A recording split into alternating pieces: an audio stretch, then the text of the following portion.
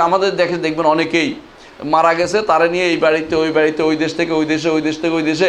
এটা ইসলামের নীতি নয়, কারণ তার আমল তাকে ছায়া দিবে, তার আমল তাকে বাঁচার ব্যবস্থা আল্লাহর কাছে আমল সুপারিশ করবে। কিন্তু আপনি টেনে টেনে নিয়ে যদি কোনো আমল যদি না থাকে আর আপনি একবারে আল্লাহর ওলিদের কোলে নিয়ে বসাই দেন, কোনো কাজ হবে না, কোনো কাজ হবে না। আমল করেছে খারাপ, আপনি তারা একবারে বাকিতে নিয়ে দাফন করে দিলেন, কাজ হবে না। এই জন্য রাসূলুল্লাহ সাল্লাল্লাহু আলাইহি ওয়াসাল্লাম দাফনের ব্যাপারে গুরুত্ব দেয় না। বলছে কেউ যদি মদিনায় মরতে পারে অবস্থান করার কারণে, এই নয় যে গাড়ির নিচে যায় মরে যাবে, এটা না, বরং অবস্থান করার কারণে মৃত্যু চলে এসেছে, সেখানে মারা যায়, তাহলে আল্লাহ তাআলা তার আল্লাহ রাসূল সাল্লাল্লাহু আলাইহি ওয়াসাল্লাম বলেছেন যে আমি তার জন্য সুপারিশ করব কিয়ামতের দিন। তাহলে বোঝা গেল সেটা মৃত্যুর সাথে জড়িত, ওখানে মৃত্যু এসে ওখানে দফন করছে। কিন্তু অন্যখানে মরার ফলে টেনে নিয়ে বিমানে করে আরেকখানে নিয়ে যাওয়া, এটা ইসলাম নীতির মধ্যে পড়ে না। এই জন্য সাহাবায়ে কেরাম যেখানে গেছেন দাওয়াত নিয়ে গেছেন, আনাচে কানাচে যে যেখানে পারছেন দাওয়াত নিয়ে গেছেন। এই আমাদের বাংলা এলাকা দিয়েও মালিক ইবনে ওয়াহিব নামে একজন গেছেন।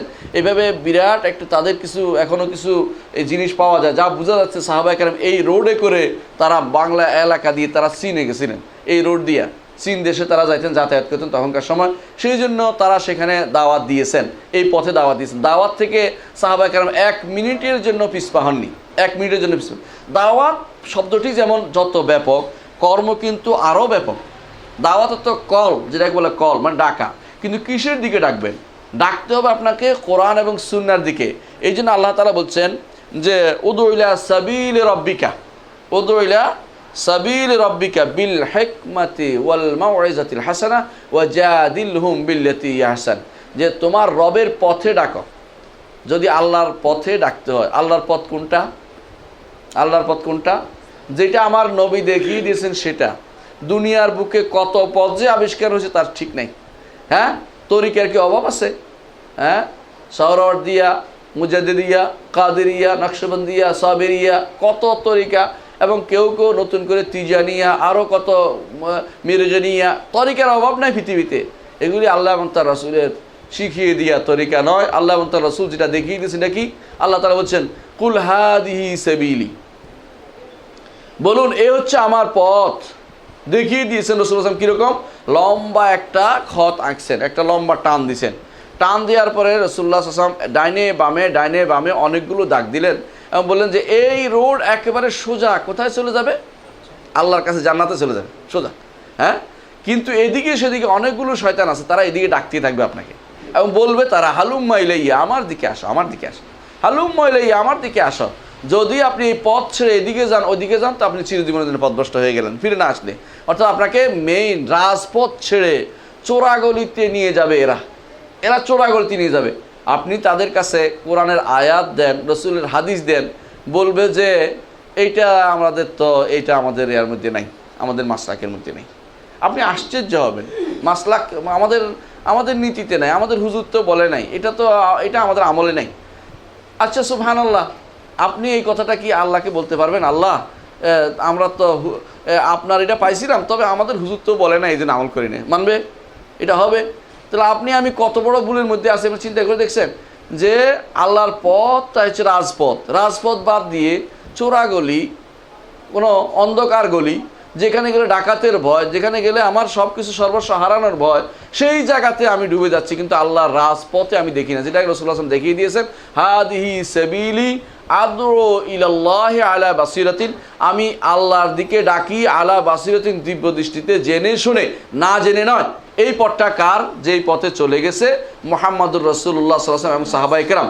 রাসূল বলেছেন, যখন রাসূলুল্লাহ সাল্লাল্লাহু আলাইহি ওয়াসাল্লাম জীবনের শেষ মুহূর্তে একদিন ভাষণ দিলেন খুব লম্বা, সাহাবায়ে কেরাম বললেন যে ইয়া রাসূলুল্লাহ, আমাদের তো মনে হচ্ছে আপনি আমাদেরকে বিদায় ভাষণ দিলেন, আপনি আমাদেরকে কিছু নসিহত করুন। রাসূলুল্লাহ সাল্লাল্লাহু আলাইহি ওয়াসাল্লাম বললেন যে হ্যাঁ, উসিকুম, তোমাদেরকে নসিহত করছি আমি বিসসামি ওয়াত তাআ, মেনে নেওয়ার জন্য, আনুগত্য করার জন্য, বাড়াবাড়ি করার জন্য না, বেদাতের জন্য নয়। তারপর তিনি বলেছেন, তোমরা যদি তোমাদের অনেকেই জীবিত থাকবে, ফাসাইরা ইখতিলাফান কাসীরা, অনেক মতভেদ দেখতে পাবে। মতভেদ কি এখন নাই? মুসলমানদের মধ্যে মতভেদের অভাব আছে? হ্যাঁ, অভাব নাই। আপনি দেখবেন যে এইটা কি কই যে অমুক তরিকা, এটা কি অমুক তরিকা, এটা কি অমুক মাদ্রাসা, এটা কি অমুক স্কুল, এটা কি অমুক থট, এরকম কত কিছু বের হয়ে গেছে। কিন্তু এরা কেউ এক হইতে চায় না, বলছে আমার যেটা আছে এটাই ঠিক, হ্যাঁ, কুল্লু হিজবিন বিমা লাদাইহিম ফারিহুন, প্রত্যেক দল তার কথাই ঠিক। কোনোদিন যদি কোনো আপনি একটু শুদ্ধ করতে চান, আপনি হবেন সবচেয়ে খারাপ লোক। আপনার বিরুদ্ধে এমনভাবে নামবে মনে হয় যেন আপনি মুসলমান কিনা সন্দেহ আছে। আপনাকে গালি গালাজের ভাষা দিয়ে আপনাকে পরিপূর্ণভাবে একদম রূপ আপনাকে কী করে বোল্ড আউট করে দেয়। বোল্ড আউট বুঝেন তো? হ্যাঁ, খেলার মধ্যে যেটা অনেকে বলে বোল্ড আউট, আমি এসে চিনি না ভালো করে, তো কারণ খেলতে শিখি না কোনো দিনই। তো এই আপনাকে আউট করে দিবে। আপনি এই যেন এই ময়দানের মানুষে না, আপনাকে একেবারে মুসলমান আছে কিনা সন্দেহ করবে। হ্যাঁ, এরকম কাজ করে দেবে আপনি যদি শুদ্ধ করতে চান। এইটা হচ্ছে বর্তমান সময়ের অবস্থা, এই তরিকা। অথচ এটা হবে বলে রাসূলুল্লাহ সাল্লাল্লাহু আলাইহি ওয়াসাল্লাম আমাদেরকে বলে দিয়েছেন যে কিয়ামতের আগে এই অবস্থা তৈরি হবে। রাসূল সাল্লাল্লাহু আলাইহি ওয়াসাল্লাম তখন আমাদেরকে একটা সুসংবাদ জানিয়েছেন। সুসংবাদটা কি? ইহুদি নাসারারা তাদের ফেরত জাগার জায়গা নেই। তারা যতই ভুল করে ভুলের মধ্যে আরও গড়ায়। কারণ তাদের কোথায় যাবে? কিতাব তো নষ্ট হয়ে গেছে, কিতাব তাদের বিকৃত, তাদের নবীর শিক্ষা তাদের কাছে নাই, বিশুদ্ধ কিছু নাই। এই জন্য ইহুদি নাসারা কোথাও যেতে পারে না। অনুরূপভাবে আপনি হিন্দু বৌদ্ধদের দেখেন, তাদের তো পুরো আগাগোড়াই নিজেদের মন মতো বানিয়ে নিয়েছে। এই জন্য তাদের মধ্যে একজন বলেও থাকে, বলছেও যে যত মত তত পথ, বাস শেষ। যত মত তত পথ, অর্থাৎ যতজন যত মত নিয়ে আসবে তত পথে সে কী পাবে? সে মোক্ষ লাভ করতে পারবে, নাজাত পেয়ে যাবে, নিষ্কৃতি পেয়ে যাবে। এই মূর্খতা তাদের আছে। তারা এমনকি একজন গর্ব করে লিখছে, তাদের একজন বিখ্যাত ব্যক্তি যাকে আপনারা মহাত্মা বলে নাম দিয়েছেন, তিনি তার একটা ছোট্ট বই আছে হিন্দু ধর্ম, এটা লিখছে হিন্দু ধর্মের বৈশিষ্ট্য হচ্ছে এখানে কোনো বিশ্বাসের ঠিক নেই। সেটা হলো বৈশিষ্ট্য, মানে আপনি যা বিশ্বাস করেন কোনো সমস্যা নাই, যদি বলেন যে আমি হিন্দু যথেষ্ট। এই জন্য ওখানে দেখবেন কেউ আল্লাহরে মানতেছে, কেউ দেখবেন গড বলতেছে, কেউ বলছে না একজন ঈশ্বর দরকার না, কেউ বলছে সব ঈশ্বর আছে, কোনো সমস্যা নেই। ষড়দর্শন সেখানে আছে, 6টা দর্শন আছে। ষড়দর্শনের সবগুলি হচ্ছে আল্লাহ বিরোধী, একটাও আল্লাহকে মানে না। এদের কেউ এরকম অবস্থা, তারপরেও তারা হিন্দু, ধর্ম নাই, মানে তাদের কোনো বিশ্বাসের সাথে জড়িত নয়। এটা অন্যদের হতে পারে, আমাদের নয়। আলহামদুলিল্লাহ, আল্লাহর শুকরিয়া আদায় করেন, যেটা আমরা বলছিলাম যে আমাদের এই পথটা, এই রাজপথটা সবসময়ের জন্য আল্লাহ রাসূল সাল্লাল্লাহু আলাইহি ওয়াসাল্লাম উন্মুক্ত করে দিয়ে গেছেন এবং বলেছেন যে মা আনা আলাইহি ওয়া আসহাবি, মা আনা আলাইহি ওয়া আসহাবি, যার উপর আমি আছি এবং আমার সাহাবারা আছে। আমি আছি, আমার সাহাবারা আছে। আমি আছি অর্থ কি? সুন্নাহ। আমি আছি কিসের উপরে? সুন্নাহ। এই জন্য আমাদেরকে বলা হয় আহলুস সুন্নাহ। আহলুস সুন্নাহ অর্থাৎ রসুলের পথে। আর আমার সাহাবি অর্থ হচ্ছে ওয়াল জামাআহ, এবং যারা ঐক্যবদ্ধ ছিল তাদের পথ, এটা হচ্ছে সাহাবায়ে কেরাম। আহলুস সুন্নাত জামাতের অর্থ বুঝছেন এবারে? আহলুস সুন্নাত জামাত দাবির কোনো কিছু নাই। আহলুস সুন্নাত হচ্ছে রসুলের পথ, সাহাবা। আহলুস সুন্নাহ রসুলের পথ, জামা অর্থ সাহাবীর পথ। যে ব্যক্তি রাসূলের পথ ধরবে, যে ব্যক্তি সাহাবীর পথে চলবে, সে হেদায়েতের পথে থাকতে পারবে। রাসূলুল্লাহ সাল্লাল্লাহু আলাইহি ওয়াসাল্লাম এটাই বলেছেন, মা আনা আলাইহি ওয়া আসহাবি। অনেক মতভেদ তোমরা দেখতে পাবে, তোমরা আমি যেটা নিয়েছি, আমার সাহাবীরা যেটা বলেছে এটার উপর থাকবে, কিয়ামত পর্যন্ত হেদায়েত হতে পারবে, হেদায়েত থাকতে পারবে। আর যদি এটা না হয় তাহলে কি হবে? কোরআন সুন্নাহ দিয়ে দলিল দিবে আপনার বিরুদ্ধে। মনে রাখবেন, আপনার পথের বিরুদ্ধে। কিভাবে দেয় জানেন? কাদিয়ানী নাম শুনেছেন না? কাদিয়ানী সে মাহাদির দাবি করতেছে কোন দিয়ে? হাদিস দিয়ে, যে মাহাদি আসবে, কিন্তু সে বিশুদ্ধ হাদিস দিয়ে দলিল দিতে পারে নাই। কারণ বিশুদ্ধ হাদিসে আসছে যে মুহাম্মদ ইবনে আবদুল্লাহ হবে। কাদিয়ানীর নাম কি মুহাম্মদ ইবনে আবদুল্লাহ নাকি? মিথ্যাচার করে গেছে। সে ছিল, তার কাছে ওহী আসতো ইংরেজিতে। সে বলছে একবার যে আমি অমুকের মেয়ে বিয়ে করব। ওরা কেমনি বিয়ে করবো? অন্যখানে বিয়ে দিয়ে দিয়েছে, সেখানে সন্তান হয়ে গেছে, কিছুই হয় না, কোনোদিনই বিয়ে করতে পারে নাই। এরপর বলতেছে আমি না হলে আমার বংশের কেউ বিয়ে করবে। ওরা হিসাব রাখছে কেউ যেন এই বংশে বিয়ে করতে না পারে, তার কেউ বিয়ে করতে পারে আজ পর্যন্ত। এত বড় মৃত্যু, বাথরুমে পড়ে মারা গেছে। সেই কাদিয়ানী কোরআন দিয়ে দলিল দেয় না। দলিল দিলেই হলো না, দলিলটা হতে হবে যেইভাবে দলিল দিয়েছেন মুহাম্মদ রাসূলুল্লাহ সাল্লাল্লাহু আলাইহি ওয়াসাল্লাম, যেইভাবে সাহাবায়ে কেরাম দিয়েছেন সেই অনুসারে হতে হবে, না দলিল গ্রহণযোগ্য হবে না। সেই দলিল দেয়, কি দলিল দেয়? ইয়াতি মিন বাদি ইসমু আহমদ। আর রাসূলুল্লাহ সাল্লাল্লাহু আলাইহি ওয়াসাল্লাম বলছেন, রাসূলুল্লাহ সাল্লাল্লাহু আলাইহি ওয়াসাল্লাম বলছেন যে আমার সুসংবাদ ঘোষণা করেছে কে? ঈসা আলাইহিস সালাতু ওয়াস সালাম। তিনি বলেছেন যে আমার পরে একজন নবী হবে, তার নাম হচ্ছে আহমদ। আমি সে আহমদ, আমি মুহাম্মদ, আমি মাহি, আমি হাশের, আমি আকিব। এটা রাসূলুল্লাহ সাল্লাল্লাহু আলাইহি ওয়াসাল্লাম বলছেন আমার 5টি নাম। তিনি বলেছেন যে আমার 5টি নাম, আনা মুহাম্মাদুন, আনা আহমদু, তিনি মুহাম্মদ, তিনি আহমদ। আনাল হাশের, আমি হাশর, জমাকারী, সমস্ত মানুষ আমার কাছে জমায়েত হবে হাশরের মাঠে। আনাল আকিব, আমি সর্বশেষ, আমার পরে আর কোনো রাসূল নেই। এরপর তিনি বলেছেন যে আনাল মাহি, আমার দ্বারা আল্লাহ তাআলা নিচ্ছিন্ন করে দিবেন সমস্ত কুফরি এবং শিরকি আরব উপদ্বীপ থেকে নিচ্ছিন্ন করে দিবেন, তাই করেছেন। কিন্তু সে অপব্যাখ্যা করে বলে যে আমার কথা বলছে নাউযুবিল্লাহ, অথচ সে কিন্তু আহমদ না, সে হচ্ছে গোলাম আহমদ, অর্থাৎ আহমদের গোলাম, বুঝতে পারছেন? অর্থাৎ সে যদি আহমদ হইতো এটা কথা, সে আহমদের দাস। আবদুল্লাহ আর আল্লাহ তো এক কথা না, আপনারা জানেন। আল্লাহ তো হচ্ছেন মহান সত্তা, আবদুল্লাহ তার দাস। তো সে চালাকি করে বলতেছে আমার নাম বলছে।